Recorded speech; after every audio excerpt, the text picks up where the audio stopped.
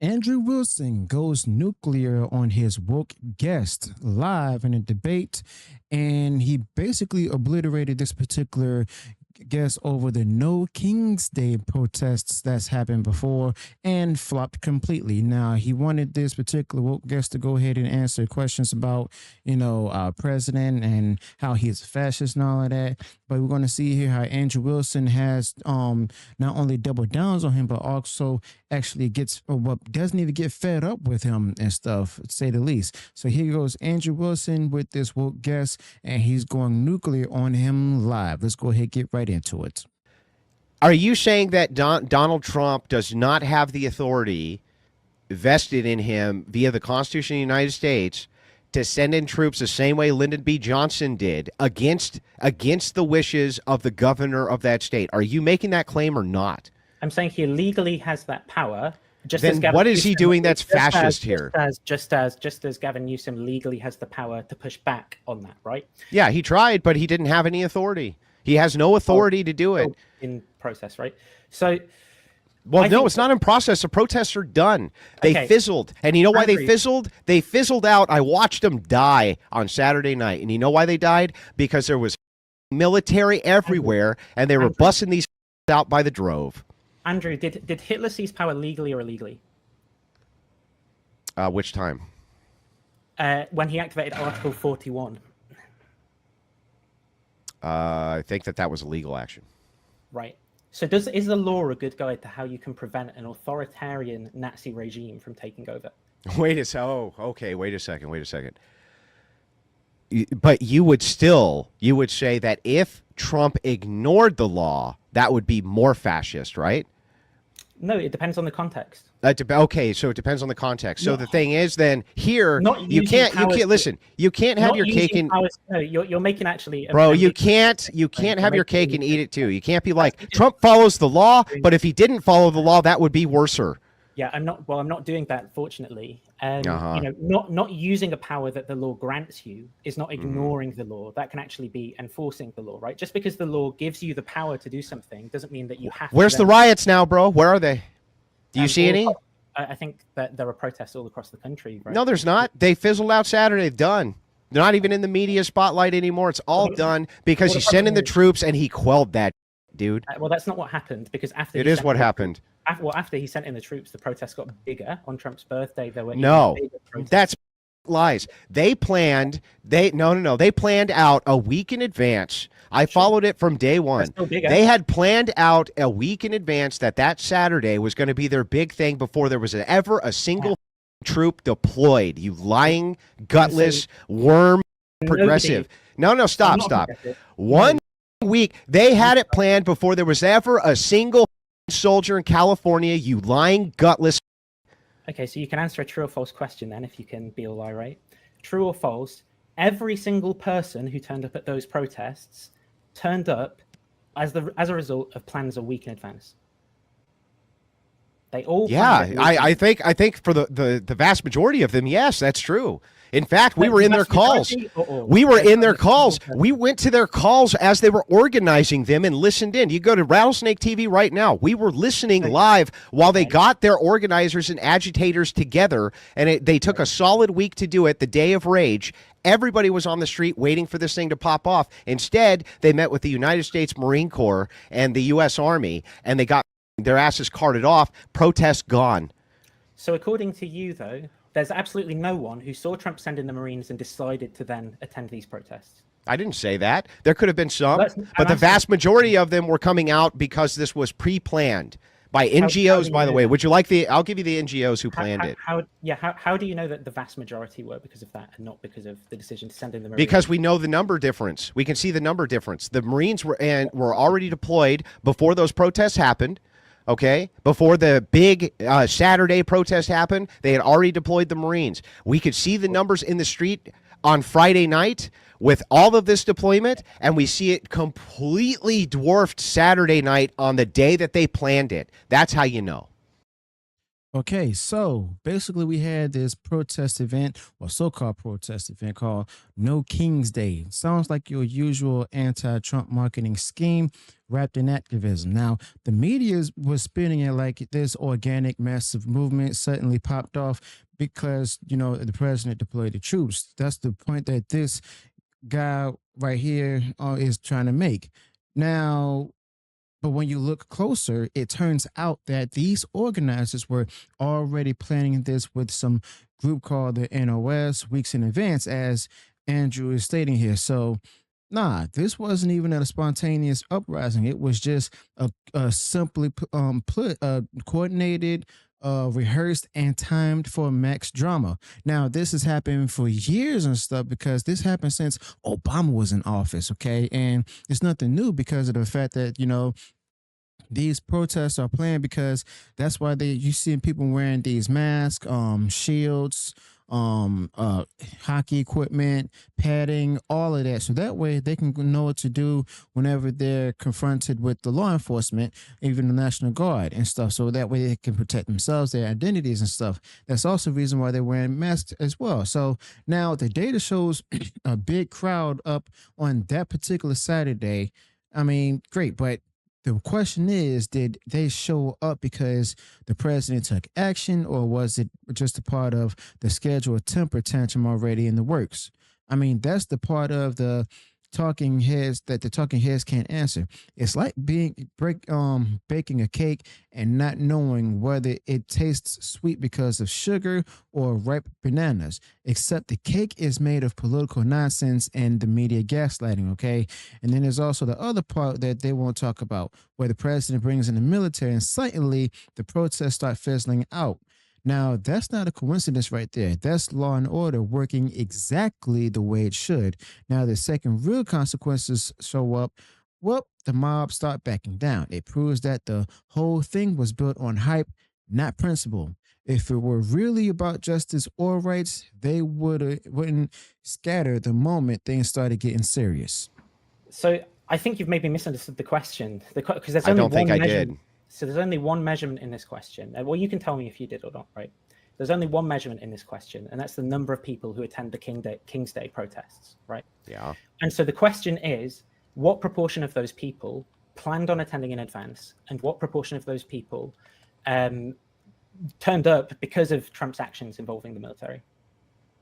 I think that the vast majority of them who showed up on King's Day itself, Saturday, showed up because it was a pre-planned NGO AstroTurfed event, which was well organized by two individuals in over 1,800 locations.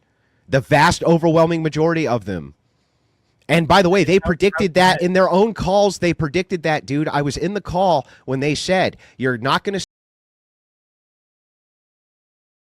We're still organizing these events. Mm-hmm. But how do you know that net number is what it was, more as a result of the pre-planning than as a result of... Because I have good evidence for this, and you don't. I have evidence, you have no evidence. Your evidence is, could it stand to reason, Andrew, that it's because the military was there that we saw such an increase in the protest, et cetera, et cetera, et cetera? Well, no. Not really, because we had a straight week of watching the protests before Saturday came, and we know from their own words, that they expected Saturday to be the big major event because they were organizing. Now, is that consistent or inconsistent with the vast majority of people with the Marines? The vast majority of people did not show up because of that. That's not an answer. They planned it. What are you asking me here? Yeah. So I'm asking you, is this claim consistent with another claim, right? So the first claim is this: the protests on Saturday will be bigger than the ones in the week, right? There's one claim. And here's another claim: the vast majority of people who turn up on Saturday because of Trump's decision to deploy the Marines. Are both of those claims consistent? You mean, well, yeah. So if you're asking, are there some people who might have shown up because of the fact that there was military out there? The answer is yes. Sure, that is a different question, but it's an important one. The question is more about the consistency, though, of those two claims. And I think once we've established the consistency, which I don't understand. Let's just make sure I get this right. You're asking me, is it the case that when the military was deployed, that's what led to these things becoming exacerbated? I'm saying that is one explanation, and we need to have a way of determining between different explanations. Right. The evidence that I have is the organizer's own words. What do you have? What's your evidence, dude? Well, let's see if I've interpreted you. What's your evidence? You tell me if I've interpreted you correctly in terms of what's your evidence here, right? So I think that your evidence is that the organizers said the protests on Saturday will be bigger than the ones in the week because we've organized it. Is that right? Yes. So in order for that claim to favor the hypothesis that the net number is explained by that, rather than people making the decision based off of Trump's orders, right? It would have to be inconsistent with people making a decision based off of Trump's orders to send in the military. But you've already said that it is consistent with that. Do you see? So it doesn't actually. No, I didn't. No. I see. Now I see what you're trying to do. You're trying to do a classic bait and switch. So I'll give you the position again. That's not. I'll give you. I'll give you the position reason. again. I'll give you here's the position. These things were being organized before there was ever a single soldier on the ground. This event was being organized. Yeah. I think. Okay. I get. No, that. hang on. Stop. Let me give you the position. Sure. Okay. Yeah. Before it was ever even organized, they were already planning this. Before there was ever a single troop that was there. Yeah. We can see the protest numbers. Okay, throughout the entirety of that week, when the military was already deployed. This is later in the week. Okay, after the military was already deployed, there was not a lot of these protesters. Saturday was the big day. The event organizers told everybody Saturday was going to be the big day. They said that that's when the majority of the turnout was going to happen because they had been relentlessly organizing it in 1,800 different areas. Mm-hmm. Now, here's the thing. The organizers at that time wanted to act like they expected a massive turnout no matter what. But come on, if they really thought that, why all the scrambling when the troops hit the streets? I mean, they were trying to retroactively rewrite their narrative and stuff so that way the president looks like the villain. But the truth is his action likely prevented this thing from escalating into chaos across the country. That right there is a good example of leadership, and yet the media can't stop dancing around the obvious where they don't want to admit that the president's move worked. Instead, we get all these, academic sounding debates about candidate explanations and burden of proof and stuff, as if that somehow changes the fact that, peaceful cities stayed peaceful after the troops arrived. I mean, that's funny how that works. And even Andrew Wilson were actually inclined to that because he stated his position on this countless times and stuff against this woke leftist right here. And Andrew Wilson continues to batter him down with evidence, as well as the fact that knowing Andrew Wilson, he probably has receipts for the evidence to go ahead and back him up. Right. And so what was my claim then? Could you restate that? I'm not sure. I'm still not sure exactly what you're asking me. Right. So the data that we have are that there were big net numbers to this turnout on Saturday, right? Yeah. And so the question is, maybe you disagree, what explains that? That's what we're interested in. Okay. I just told you what the evidence was. Well, that's one explanation. The evidence favors me. Okay, then give me evidence. Give me the counter evidence. So what does it favor you over? What's the alternative explanation? That these people were showing up in mass to protest the fact that Trump had deployed the military. Right. And is that consistent or inconsistent with these people, with it being true that the Saturday protests would have been bigger even if Trump hadn't sent in the troops? Yeah, it still would have been bigger even without the troops, yes. Right, exactly. So appealing to the fact that it was bigger and that these people said that isn't something that helps us distinguish between whether the vast majority of people. Yeah, but you have a problem with this hypothesis, which is if it was the case, though, that they were really all coming out because they were mad at the troopsies being there, then why is it that we didn't see them, that we didn't see much larger protests there while the troops were there? They were about even numbers before the troops were there and after the troops were there. In fact, I would argue on that initial pop off, of that first weekend, there was more people in the streets doing protest damage, rioting, things like that, than post the troops being there. And you're talking about in California specifically? Yes. California yes. Specifically, yes. That was ground zero for this. Is it true that when Trump ordered the Marines in, people started protesting in other states who weren't already protesting, such as Austin, Texas? No, those were all planned protests before there was ever a single troop deployed. Before Saturday, this is? Yes, those were all planned protests. The organizers of the event of No King's Day said that they had been organizing these events all over the place. Long before No King's Day. So no, that's not true. That's categorically false. They were already planning on doing a ton of these protests, regardless of if a single troop was ever deployed or not. And so are you able to tell the difference between the size being caused by people who just planned on attending anyway versus people who decided to attend because of the news and what was happening? No, here's the thing. Other than inferences and what the organizers themselves say, I would say that what the organizers themselves said is much more powerful evidence than your claim of, well, because, bro, I have a feeling, bro. So I have a feeling, bro. But what the organizers said would be perfectly consistent with the vast majority of the numbers being explained by people responding to the news, right? So what does that have to do with the military? Right. So what I'm saying is that what I'm saying is that they weren't out protesting because of the military, dude. That wasn't what it was about. How do you know that? Because the organizers themselves were planning it before there was ever a military involvement ever. So is that inconsistent with most people turning up because of the military action? They were going to turn up anyway. The organizers said how do you know that? Because the organizers themselves said that they had been working with these NGOs previously for weeks. They had been working for weeks before this ever even happened. Hang on. Before there was ever an ICE raid, they were already setting this up. Yeah. For how many people? What were the number of people?